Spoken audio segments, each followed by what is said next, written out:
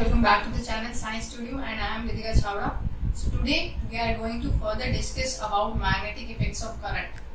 So till now we have discussed the basic things related to the magnetic effects of current, that not only a magnet produces a magnetic field but also the experimentalists, the scientists like Ørsted proved to us that magnetic field can also be produced, can also be seen, its effects can also be experienced near a current carrying conductor.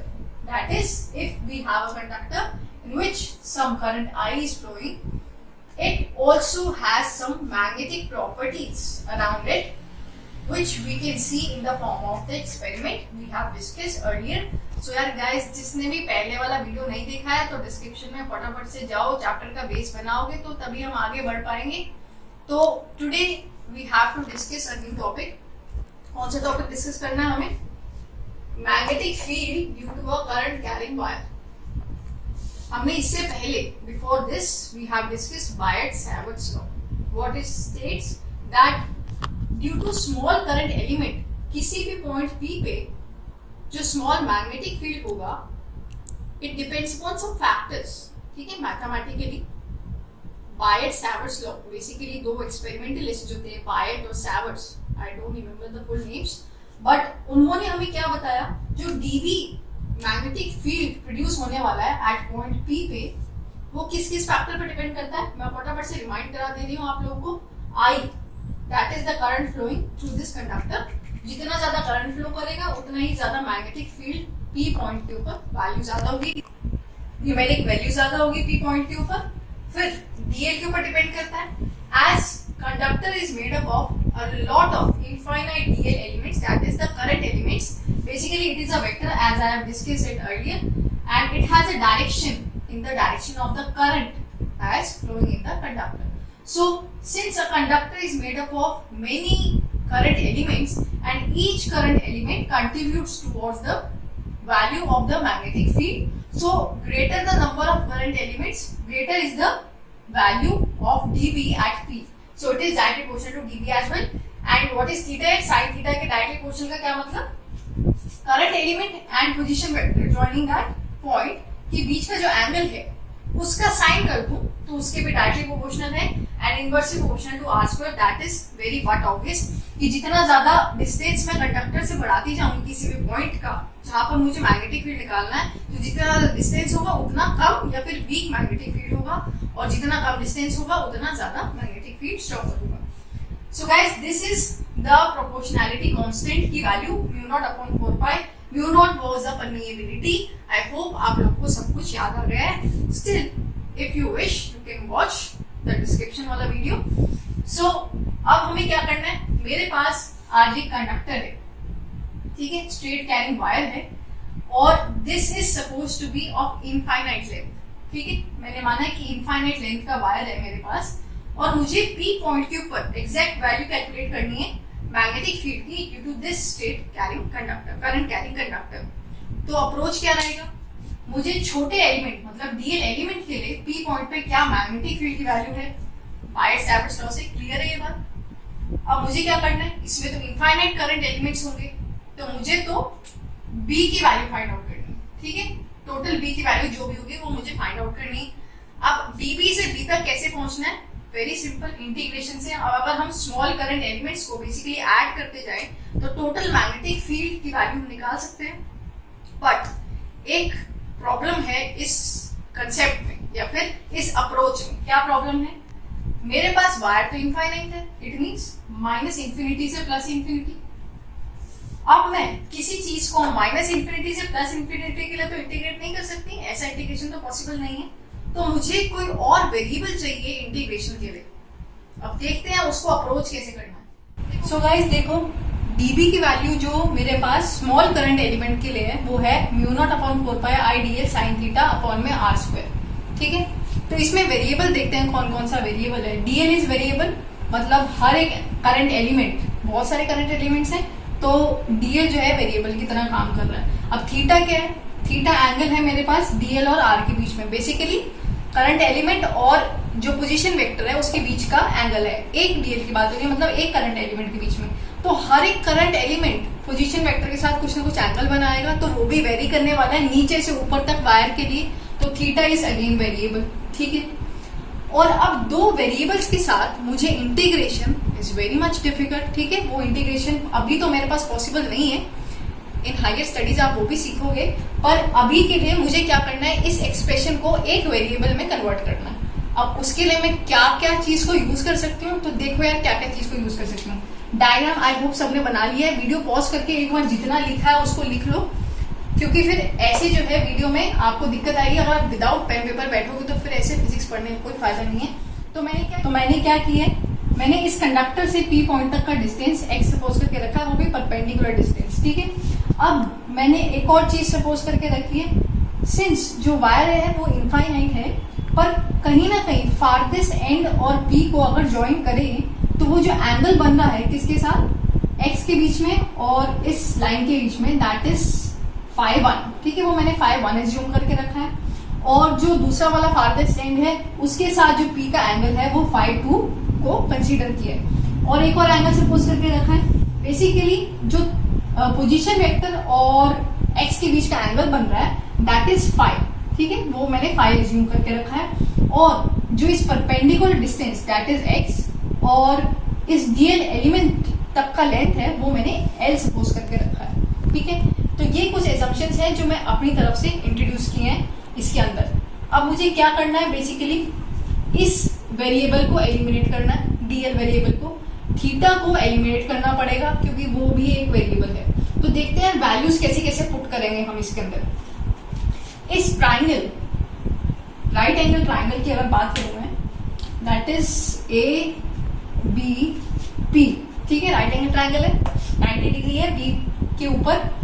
उसके अंदर मैं value निकाल लेती हूँ tan phi की, कैसे, perpendicular upon base tan theta होता है, तो perpendicular upon base that is x जो है वो tan फाई, क्योंकि ये एंगल मैंने फाई सपोज करके रखा है, तो इसको मैं tan फाई के बराबर लिख लेती हूँ, L by x is equal to tan phi, ठीक है।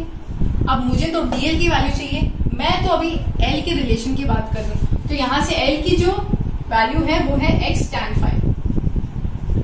अब मैं क्या करूँ, DL के लिए डिफरेंशिएट कर दूं दोनों साइड के ऊपर, तो DL की वैल्यू क्या होगी बताओ, राइट साइड पे x इज अ कांस्टेंट, ठीक है। x क्यों कांस्टेंट है, बेसिकली डिस्टेंस ही तो है पी पॉइंट तक का, तो x तो कांस्टेंट हो गया, एज इट इज लिख दिया मैंने। tan फाई का differentiation is secant square phi, secant square phi. अब सिंस यहाँ पर चेन रूल लगेगा, चेन रूल क्यों लगेगा, क्योंकि मैंने किसी के विद रिस्पेक्ट इसको डिफरेंशिएट नहीं किया है, तो एक चेन रूल के नाम का डी फाई और आ जाएगा।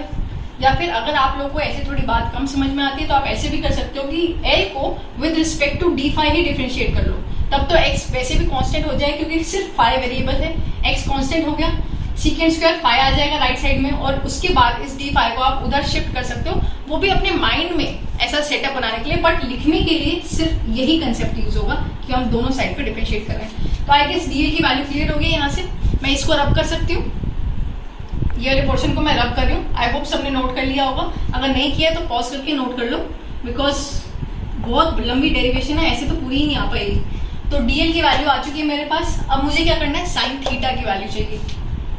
गाइस ABP एंगल के अंदर, ABP ट्राइंगल के अंदर दिस इज 90 डिग्री, तो थीटा प्लस फाई 90 डिग्री होना चाहिए। ASP से एक ट्राइंगल का जो सम प्रॉपर्टी है 180 होती है, तो थीटा प्लस फाई जो है 90 के बराबर है, या फिर थीटा जो है वो 90 माइनस फाई के बराबर है, ऐसे भी कह सकते हैं। तो यहाँ से साइन थीटा की वैल्यू निकाल लो। साइन थीटा, अगर मैं साइन को दोनों साइड्स पे अप्लाई करूंगी तो साइन ऑफ 90 माइनस फाई कितना हो गया, sine of pi by 2 minus theta is cos theta, ठीक है। सिंपल मैथमेटिक्स है, आई होप सबको आता है ट्रिग्नोमेट्री इतना। तो साइन थीटा जो है वो कॉस फाई के बराबर है यहाँ से, तो इस रिजल्ट को मैं साइड में लिख दे रही हूँ बस, sine theta equals to cos phi. जल्दी से वीडियो को पॉज करके इसको नोट कर लो यार, ठीक है। तो इसको मैं रब कर दे रही हूँ। अब मेरे पास वैल्यू रहेगी R की। R भी एक वेरिएबल ही है। R कैसे एक वेरिएबल है, हर एक पोजीशन वेक्टर की लेंथ P पॉइंट तक इस पूरी वायर के लिए अलग अलग हो सकती है। सपोज करो मैं यहाँ से जोड़ती हूँ तो कुछ लेंथ होगी, और ऊपर चली जाती हूँ तो कुछ और लेंथ होगी, तो R भी एक। तो तो आर भी एक वेरिएबल है यहाँ पे, ठीक है। तो मुझे आर की भी वैल्यू निकालनी पड़ेगी। आर की वेरिएबल है, आई होप सबको समझ में आ रहा है, क्योंकि हर एक पोजीशन वेक्टर की लेंथ इस पॉइंट तक अगर मैं जोड़ूंगी इनफाइनाइट वायर के लिए तो बहुत सारी लेंथ्स बनेंगी और वो लेंथ्स अलग अलग होंगी। तो आर एक इन जनरल एक वेरिएबल है, तो उसको हटाने के लिए मैंने क्या सोचा है कि x बाय आर, अगर मैं ट्रायंगल के अंदर देखूं एबीपी के अंदर, x by R is cos five, कैसे, बेस अपॉन में हाइपोटेन्यूज इज cos फाइव हो गया। तो यहाँ से मुझे r की वैल्यू चाहिए, तो r की वैल्यू यहाँ से है x अपॉन में cos फाइव, ठीक है गाइस। ये वैल्यूज को साथ में लिख के रख लो कहीं छोटा सा राइट साइड में। वैसे आपको ये मेन में सॉल्व करके दिखाना है, सिंस मेरे पास थोड़ा स्पेस की कमी है इसलिए मैं थोड़ा साइड में लिख दे रही हूँ। तो r की वैल्यू इज x अपॉन में cos फाइव। तो ये सारी वैल्यूज को लिखने के बाद अब मुझे क्या करना है, सब्स्टिट्यूट करना है। और सब्स्टिट्यूट क्यों करना है वो मैं आपको याद दिला देती हूँ वापस से। मुझे एक वेरिएबल में कन्वर्ट करना एक मोटिव था मेरे लिए। अब देखो यार, dl की वैल्यू 5 की टर्म्स में, साइन थीटा की वैल्यू 5 की टर्म्स में, r की वैल्यू 5 की टर्म्स में, ठीक है। तो वेरिएबल इज 5। वेरिएबल 5 के लिए कैसे हो गया, नीचे वाला जो एंड है वो φ1 एंगल बनाएगा, ऊपर वाला φ2 बनाएगा। तो मैं क्या करूंगी, φ1 से φ2 के लिए इस पूरी वायर को इंटीग्रेट कर दूंगी, तो मेरे पास टोटल मैग्नेटिक फील्ड की वैल्यू आ जाएगी। तो गाइस सिर्फ वैल्यूज पुट कर रही हूँ मैं dB। और एक और छोटा सा बात है यहाँ पे कि dB के ऊपर मैंने वेक्टर डाला है अगर, तो मुझे इसकी डायरेक्शन को भी बताना पड़ेगा। और एक कंडक्टर के लिए जिसके अंदर करंट ऊपर को फ्लो कर रहा है तो उसकी direction right hand thumb rule से पता चलती है। अगर करंट ऊपर को फ्लो कर रहा है तो करंट की डायरेक्शन अपना थंब करो, और जो मैग्नेटिक फील्ड लाइंस की डायरेक्शन आती है वो होती है सर्कुलर फॉर्म में, कंसेंट्रिक सर्कल्स की फॉर्म में। और पी पॉइंट पे देखा जाए तो वो इंटीरियर, वो भी टेंजेंट की फॉर्म में, टेंजेंशियल होगी ना, किसी भी एक पर्टिकुलर पॉइंट पे टेंजेंट ड्रॉ करूंगी तो इट मींस अंदर की तरफ, वो भी perpendicular into the plane of the paper. तो अगर मैंने डीबी के ऊपर गलती से वेक्टर साइन डाला है, इन केस अगर आपने भी डाल दिया तो डायरेक्शन को मेंशन करना ना भूलें। पर मुझे इस डायरेक्शन से मेरा काम कॉम्प्लिकेट होता है, इसलिए मैं यहाँ से डायरेक्शन को हटा दे रही हूँ, ठीक है।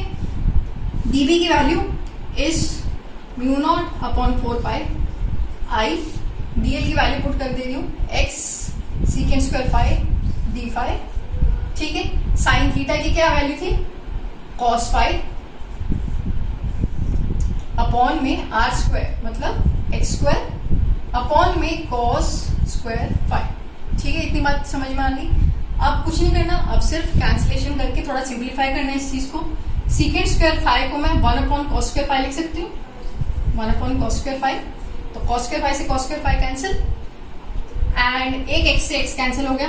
सो we are left with dB is equals to μ0/4 pi i cos phi d phi upon में x, ओके। सब कुछ कांस्टेंट है, μ0/4 pi is a constant for vacuum, i is constant throughout the conductor, x is the distance that is also constant, variable is phi। so phi के with respect integrate कर दूं dB को ताकि हम b निकाल सकें। अब इंटीग्रेट करना है तो लिमिट्स डालनी पड़ेगी, यहाँ लेफ्ट साइड पे 0 से b और राइट साइड पे -φ1 से φ2। माइनस क्यों डाला मैंने φ1 से φ2, पहली बात तो नीचे वाला जो p के साथ एंगल बना रहा है दैट इज φ1, ऊपर वाला φ2। और सिंस ये नेगेटिव एक्सिस की बात हो गई या फिर नीचे की बात अपोजिट डायरेक्शन की बात हो गई, इसीलिए एंगल मैंने माइनस में लिया है, ठीक है। तो जब मैं इसको इंटीग्रेट करूंगी तो μ0/4 पाई i अपॉन x ये बाहर आ जाएगा। cos फाइव का इंटीग्रेशन क्या होता है, sin फाइव। इंटीग्रेशन और डिफरेंशिएशन को मिक्स नहीं करना, cos phi integration is sin phi and cos phi का differentiation is minus sin phi, ठीक है।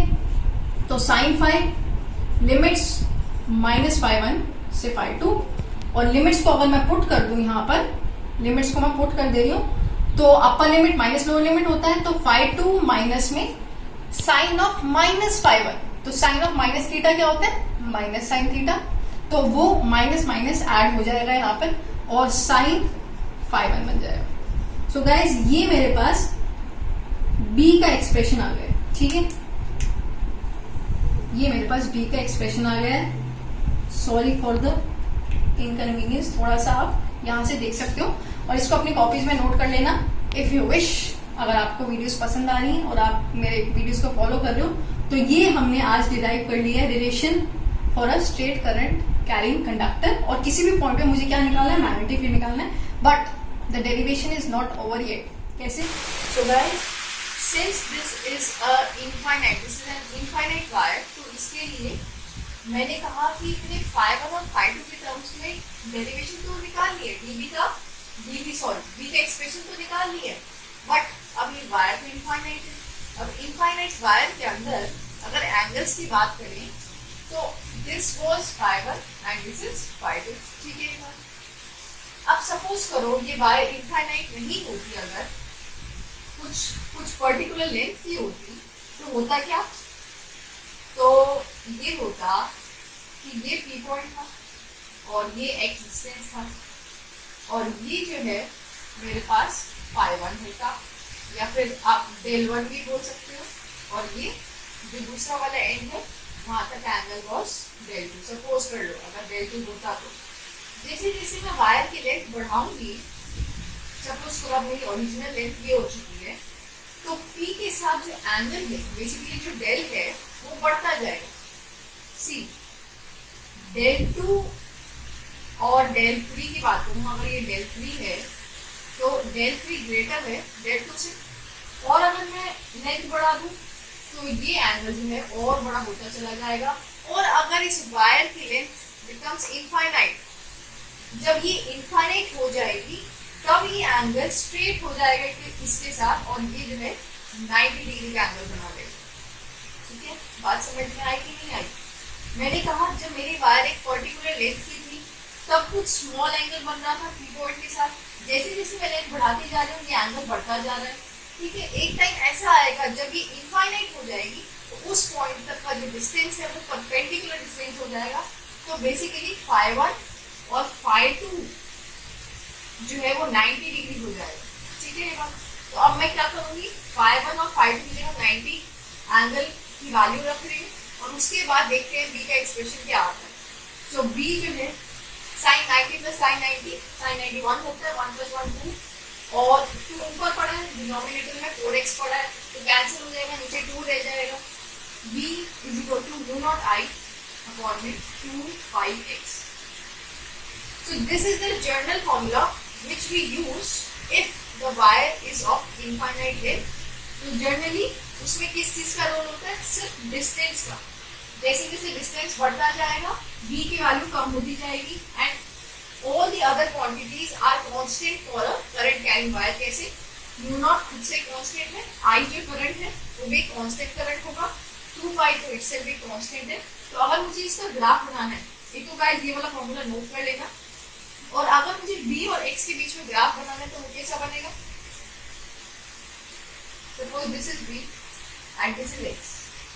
बेसिकली कंडक्टर से जिस भी पॉइंट पे निकालना है मुझे मैग्नेटिक फील्ड की वैल्यू, वो x डिस्टेंस डिनोट करता है.